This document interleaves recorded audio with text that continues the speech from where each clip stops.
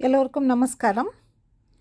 இன்றைக்கி நம்ம சுபோதயத்தில் பார்த்த மெசேஜ் அதிர்ஷ்டம் என்பது ஒரு கற்பனை பாத்திரம், நிதர்சனம் கர்மாதான் அப்படிங்கிற ஒரு வரிகளை நம்ம பார்த்தோம். இந்த 2 வரிகளை நம்ம உற்று பார்த்தோம் என்றால் நமக்கு ஒரு விஷயம் தெள்ள தெளிவாக தெரியும்.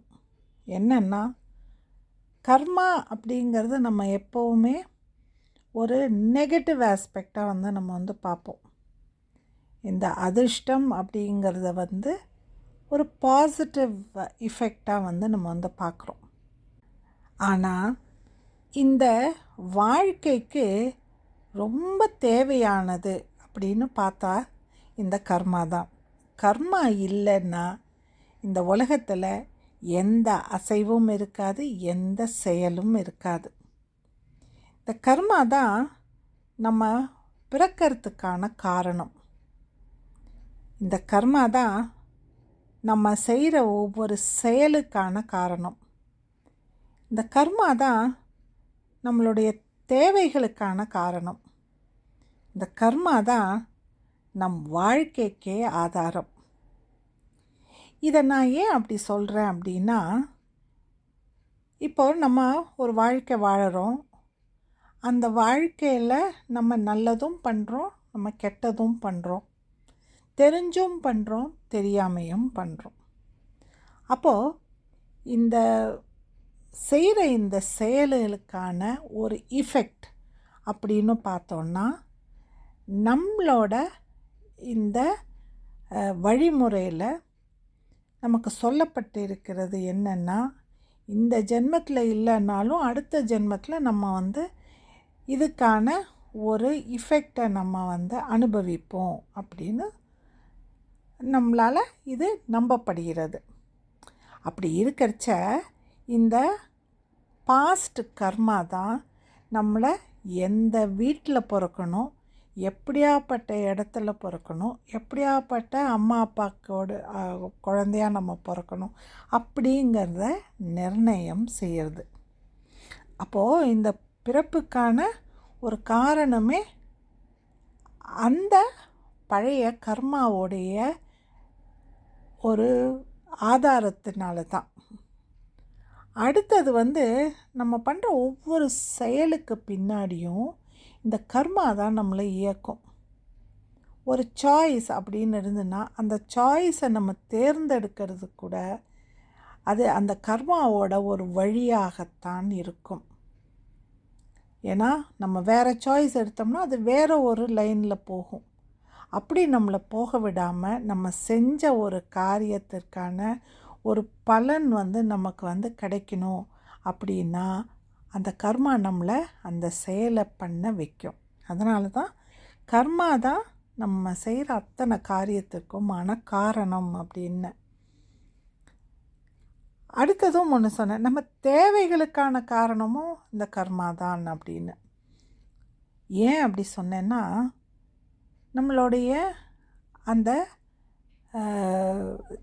தேவைகள் நம்ம எதை நம்மளை நம்பின்னு இருக்கோமோ அந்த தேவையோட அடிப்படை எங்கே இருக்குது? நம்ம இந்த கர்மாவோட லிங்க் ஆகிருக்கும். ஏன்னா அந்த கர்மா தான் நம்மளை இந்த செயலே பண்ண வைக்குது. அந்த செயல் பண்ணுறதுக்கு நமக்கு சில தேவைகள் இருக்குது. அதனால தான் அதை தேவைகளோட நான் கனெக்ட் பண்ணினேன். இப்போது ஃபார் எக்ஸாம்பிள், இப்போ நீங்கள் கேட்பீங்க எப்படி இது செயலோட நீ சொல்கிற அப்படின்னு. இப்போ ஃபார் எக்ஸாம்பிள் எடுத்துக்கோங்க. இப்போ நான் சென்னையிலேருந்து கோயம்புத்தூர் போகணும். சென்னையிலேருந்து கோயம்புத்தூருக்கு போகிறது ஃபஸ்ட்டு அந்த பாதை என்னங்கிறது நான் பார்க்கணும். நான் எப்படி போகணுங்கிறது நான் முடிவு பண்ணணும். எவ்வளோ நேரத்தில் நான் போகணும் அப்படிங்கிறது முடிவாகணும்.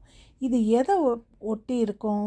எனக்கு என்ன ப்ரோக்ராம் கோயம்புத்தூரில் இருக்கோ அதை வச்சு தான் நான் சொல்ல முடியும். இப்போ ஒரு கல்யாணத்துக்கு போகிறேன், ஒரு முகூர்த்தம் 9 மணிக்கு அப்படின்னா நான் அதுக்கு ஏற்ற மாதிரி என்னோடய டிபார்ட்டிங் டைம், என்னோடய அரைவல் டைம், என்னோடய ட்ராவலிங் டைம் இதெல்லாம் நான் முடிவு பண்ணணுமா?